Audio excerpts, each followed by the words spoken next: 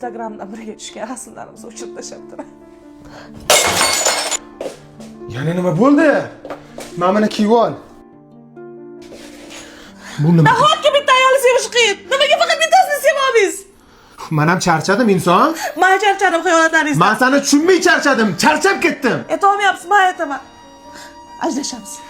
Voy, noto'g'ri gapirding.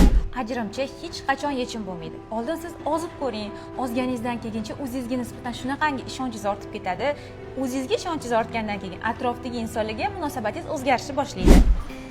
5 kundan keyin 1 oy bo'lar ekan ozotganimga. Indir. Ketdikmi? Ketolma, keldilar. Mana qarang, qanaqa qilib rashk qilmaydi. Ko'rishib bilan rashk qilib qo'zg'ib ketadi. Agar siz yana ozgina ozsangiz, siz ularni emas, ular sizni rashk qilishni boshlaydilar. Men yomon u sen yaxshi, umrimning go'zal naqshi, hayotimda yonimda borliging qandoq yaxshi.